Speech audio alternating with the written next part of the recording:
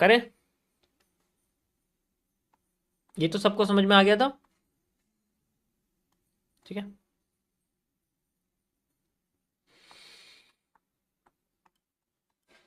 इसी के अंदर मैं दूसरा जो पैटर्न है उसके बारे में बात करूंगा गाइज। अब फोकस करो गाइज, अब कोई कुछ नहीं बोलेगा, सिर्फ मैं ही बोलूंगा। वैसे तो मैं ही बोल रहा हूँ इतनी देर से, लेकिन अब भी मैं ही बोलूंगा।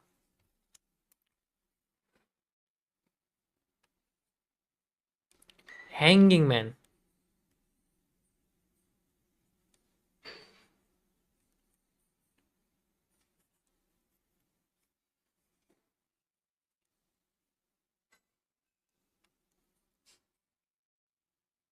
वैसे तो इसका नाम रेड हैमर होना चाहिए, लेकिन पता नहीं हैंगिंग मैन क्यों बोलते हैं इसको, मेरी तो समझ में आता नहीं। आउट ऑफ कॉन्टेक्स्ट नेम है इसका, सच बताया जाए आउट ऑफ कॉन्टेक्स्ट नेम है इसका। नाम रियल में रेड हैमर होना चाहिए, रेड हैमर, ठीक है भाई। ग्रीन हैमर है, वैसे रेड हैमर होना चाहिए। हैंगिंग मैन यानी कि एक ऐसा पैटर्न जो हैमर जैसी कैरेक्टरिस्टिक्स रखता है और काम भी उसी की तरह करता है, बस कलर में, कलर में चेंज होता है। मतलब स्ट्रक्चर वगैरह सब सेम रहते हैं, हैमर जैसा ही दिखता है, हैमर जैसी लोकेशन पर आता है, कभी कभी हैमर जैसे ही काम करता है। तुम यकीन नहीं करोगे ये 2 CP मॉड्यूल में कितना खतरनाक होता है। जब ये एक ग्रीन मारूबोजू के साथ मिल जाए ना, तो ऐसे ऐसे पैटर्न बनाता है कि तोड़ना मुश्किल होता है बहुत। और यकीन तोड़ना कहने का मतलब है यकीन तोड़ना, यकीन नहीं तोड़ सकते हम। इसका मतलब है कि अगर बन गया तो बन गया, अब उसको कोई तोड़ नहीं सकता, अगर उसकी लोकेशन बहुत अच्छी है। One of the most powerful and one of the most accurate patterns में आता है वो, that is bullish engulfing. Hanging man with a marubozu, with a green marubozu, creates a one of the most powerful bullish engulfing pattern, which is सिर्फ वो ही एक pattern है पूरी दुनिया में जितना मैंने उसको एनालाइज करा है जिसकी एक्यूरेसी बहुत ज्यादा है, बहुत ही ज्यादा है, बहुत ही ज्यादा है। यकीन नहीं करोगे, बहुत ही ज्यादा है, मतलब सबसे ज्यादा बनता है सबसे पहली बात, और सबसे अच्छा काम करके दिखाता है।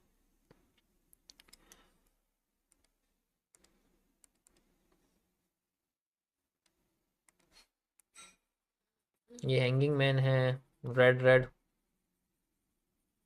ठीक है। यार ये आइसक्रीम की याद क्यों दिला रहा है मुझे, वो भी रात को इतनी ठंड में। इसे देख के मुझे आइसक्रीम की याद आ रही है, नहीं आनी चाहिए याद।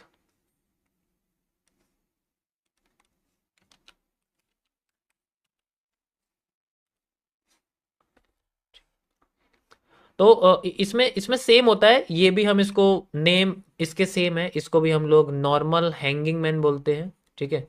और इसको हम लोग टॉप विक या टॉप हाई हैंगिंग मैन बोलते हैं। हम इसको नाम सेम होते हैं, इनके नाम मैंने कोई चेंज नहीं करे। इसको भी हम लोग पार्शियल हैंगिंग मैन कहते हैं,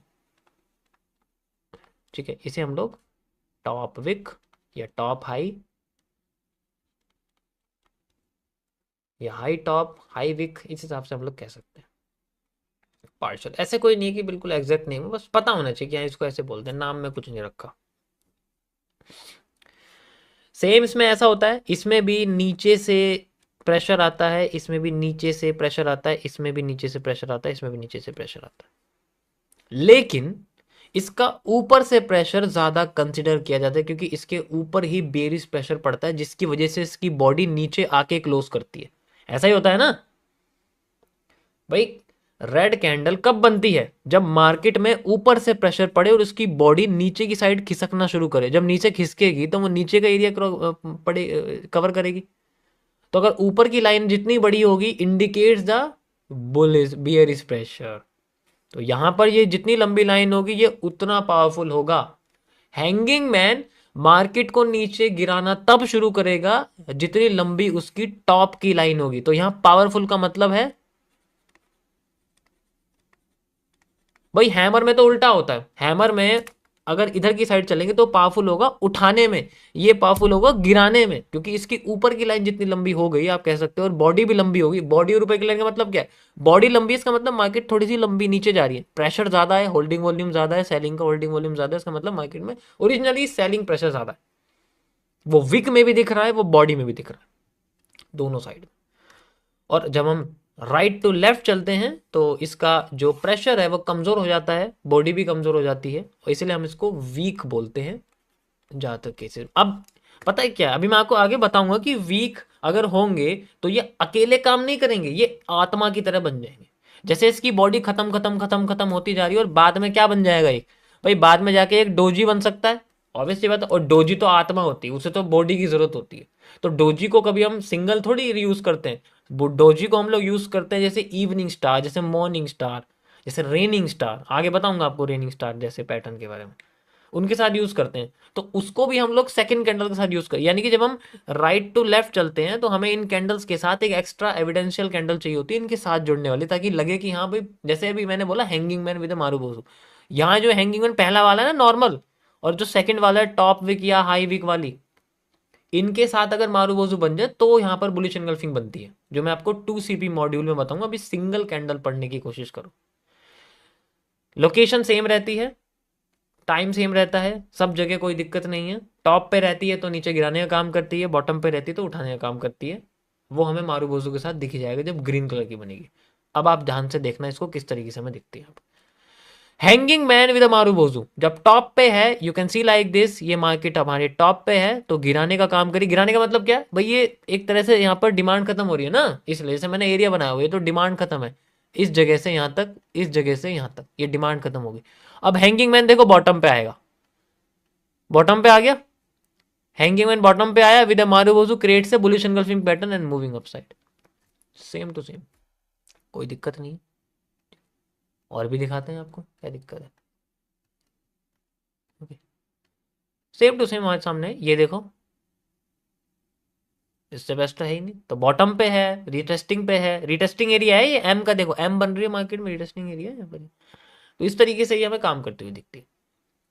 इसमें भी आफ्टर इफेक्ट्स होते हैं, ये भी फेल करके अपने आप को कभी कभी काम करवाती है, दोनों कंडीशन में होता है। वो मैं आगे बताऊंगा कि फेल करके कब काम करती है, वो आगे बताऊंगा। अभी सिंपल रखो, जितना सिंपल रखोगे ना स्टार्टिंग में, उसके बाद धीरे धीरे करके एडवांस समझ में आ जाएगा कि फेल कैसे करती है, फेल करके कब काम करेगी, क्वार्टर एरिया कौन सा होता है, क्वार्टर जोन कौन सा होता है जहाँ फेल होने के ज़्यादा चांसेस रहते हैं।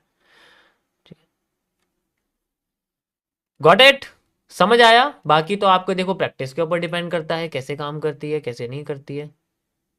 ये तो बेसिकली लोकेशन प्रैक्टिस इनके ऊपर डिपेंड करता है। लिंक हो रही है चीज़ें, कुछ नया सुनने को मिल रहा है। तो लोकेशन इसकी बेसिकली सेम है, बस रिवर्स हो जाती है कि ये गिराने का काम टॉप पे करती है, उठाने का काम नीचे करती है। लेकिन नीचे हम इसको सिंगल नहीं देख सकते, नीचे हमें इसे मारूबोजू के साथ देखना पड़ता है, वो मैं आपको आगे बताऊंगा। सो ये थे गाइज आपके आज single module, single candles, hammer and hanging.